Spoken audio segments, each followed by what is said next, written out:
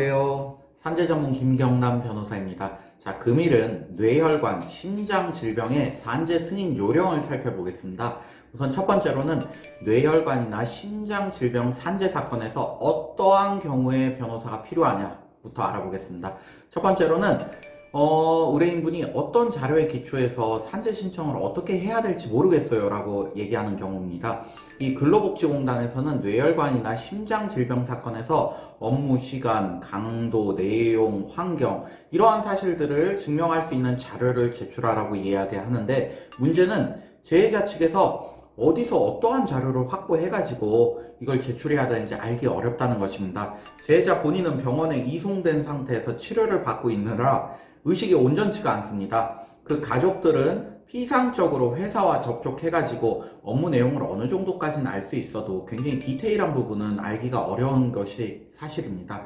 이러한 경우에 산재 전문 변호사는 회사하고 접촉해서 근로 내역을 확인할 수 있는 근로계약서나 출퇴근 확인서, 그리고 사실 확인서 등을 받아서 자료를 확보하고 재해자 본인의 휴대전화에서 관련된 정보를 추출하는 등으로 원활하게 사무를 처리해 줄 수 있습니다. 예를 들어서 재해자분의 핸드폰에서 그 구글 위치 정보에 접속하게 되면 재해자가 과거 어느 장소에 있었는지를 시각별로 정확하게 확인을 할 수가 있습니다. 이를 기초로 과로와 스트레스가 이 상병의 원인이 됐음을 증명해낼 수 있고요. 이런 요령은 다수의 사건을 진행해본 산재 전문 변호사가 아니면 좀 알기 어려운 사정입니다. 자, 두 번째로 변호사가 필요한 경우는 오래전에 기왕력 또는 기왕질환을 이유로 요양 불승인 처분을 받은 경우입니다.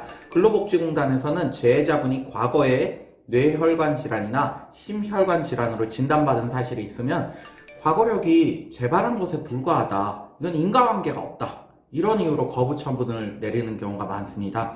이 경우에는 진료기록 감정이나 신체 감정을 통해서 현재 발생한 질병과 이 업무와의 인과관계가 이어진다를 증명해야 되는데, 이게 변호사 없으면 사실상 어려운 측면이 많습니다. 자, 마지막으로 변호사가 필요한 경우는 근로복지공단에서 요양불승인 처분을 이미 받은 경우입니다. 근로복지공단에서 요양불승인 처분을 받았다면 재신청을 하거나 이의신청을 하거나 또는 심사청구 등 행정 절차로 바꾸는 것은 사실상 기대하기가 어렵습니다.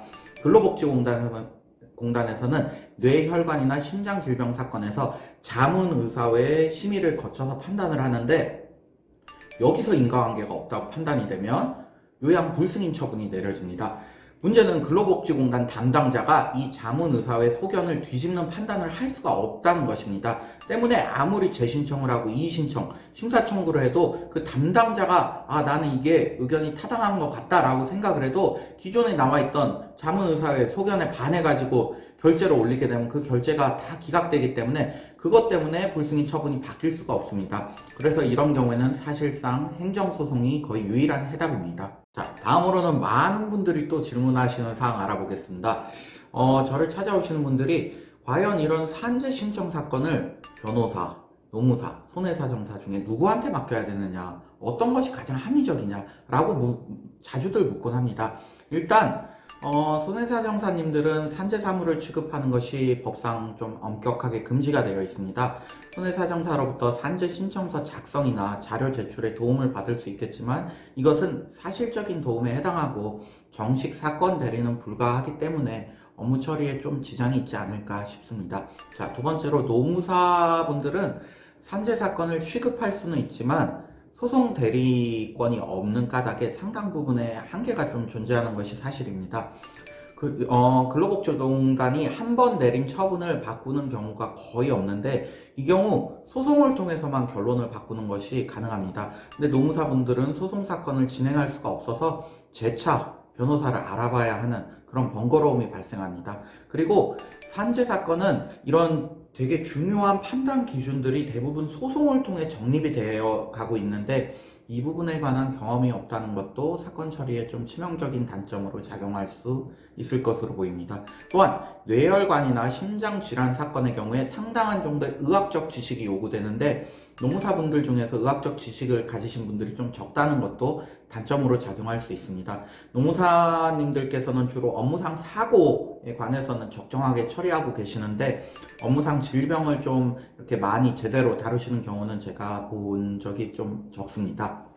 그 결과 소송 수행권이나 좀 의학적 지식을 갖춘 변호사에게 사건 처리를 위임하는 것이 가장 적절하고, 변호사에게도 위임 전에 해당 사무실에서 산재 사건을 좀 전문적으로 처리하고 있는지, 승소 사례는 존재하는지 이 부분 꼭 확인하시기 바랍니다.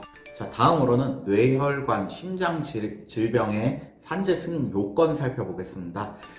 뇌심혈관 질환으로 업무상 질병으로 인정받기 위해서는 세 가지 조건 중에 하나가 충족이 돼야 됩니다. 첫 번째는 발병 24시간 이내에 업무와 관련된 돌발적이고 예측 곤란한 사건이 발생할 것이라는 요건입니다. 산재보험법에서 조금 추상적으로 정해놨습니다. 그렇지만 그간 누적된 다수의 판례를 통해서 그 판단 기준이 굉장히 명확해져 있습니다. 우리 법원은 교통사고를 겪었거나 혹은 부상 또는 상해를 당한 경우, 또는 중대사고에 직접적으로 연관되거나 이를 직접 목격한 경우, 또한 상사, 고객, 동료와 도를 넘은 정도의 말다툼이나 폭행이 있었던 경우, 이런 경우에 스트레스가 급 상승해가지고 뇌혈관 또는 심혈관 질환이 발생하기 쉽다고 보고 있습니다. 자, 두 번째 요건은 단기적 과로입니다. 단기적 과로는 발병 1주간의 업무량이 52시간 이상으로 이전 12주 평균에 비해서 30% 이상 증가되는 등으로 과로와 스트레스가 발생했다고 인정되어야 됩니다. 자, 세 번째는 만성 과로입니다. 이 부분이 가장 많이 인정이 되고 있는데요. 발병 3개월 이전에 한 주간의 평균 업무 시간이 52시간을 초과하는 수준에 이르는 등으로 과로 및 스트레스가 인정되어야 됩니다. 이를 52시간을 주 5일로 나누면 하루 평균 10.4시간 정도 근무한 것이 됩니다. 만성 과로는 업무 시간이 굉장히 중요한 요소로 작용하는데, 때문에 근로복지공단에서는 과거 3개월 동안에 1주 평균 업무 시간이 60시간을 초과하거나 4주 동안에 한 주 평균 업무 시간이 64시간을 초과하게 되면 특별한 사정 없는 한 이것은 업무로 인해서 과로와 스트레스로 이렇게 심혈관 질환이 발생했다라고 보고 산재 승인을 해주고 있습니다. 다시 한번 말씀드리면 3개월 동안에 한 주 평균이 60시간을 넘거나 4주 동안에 한 주 평균 업무 시간이 64시간을 초과하는 것이 요건입니다. 이를 주 5일로 나눠보면 하루에 12시간 정도 근무한 것이 됩니다. 그렇기 때문에 재자분이 하루에 12시간 이상 내가 근무했다 하면 특별한 사정 없는 한 만성 과로로 산재 승인을 받을 수 있다는 것입니다. 그리고 이렇게 세 가지 요건을 설명드렸는데, 이 업무 시간이 부족해도 산재 승인이 가능한 경우를 열어놓고 있습니다. 앞서 보았듯이 뇌혈관이나 심혈관 질환에서는 업무 시간이 가장 핵심적이지만, 산재보험법은 시간이 부족해도 과로 및 스트레스가 인정될 수 있는 길을 몇 가지 열어놓고 있는데, 첫 번째로는 근무 일정에 관한 예측이 어려운 경우, 이는 회사에서 임의적으로 근무 시간을 지정했다는 것이죠. 근로자가 예측하기가 어렵고 부르면 나가서 근무를 했다, 이 얘기겠죠. 자, 두 번째로는 교대제 근무, 우리 2교대, 3교대로 근무하게 되면은 굉장히 야간 시간에 근무를 하고, 그리고 근무 시간도 길잖아요. 그럴 경우에는 인정이 되고요. 그리고 세 번째로 휴일이 부족한 업무, 우리가 휴일까지도 일해야 되는 택배나 그런 부분들에 있어서는 이게 스트레스로 작용할 확률이 높다라고 보고 있고요.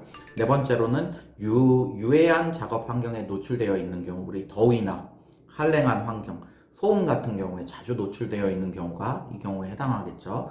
그리고 또 육체적 강도가 높은 업무일 경우, 그리고 시차가 큰 출장이 잦은 업무일 경우, 그리고 정신적인 긴장이 큰 업무, 이럴 경우에는 업무 시간이 부족해도 업무의 성격이 이러하였다를 증명하게 되면은 우리 산재로 인정받을 수가 있는 것입니다.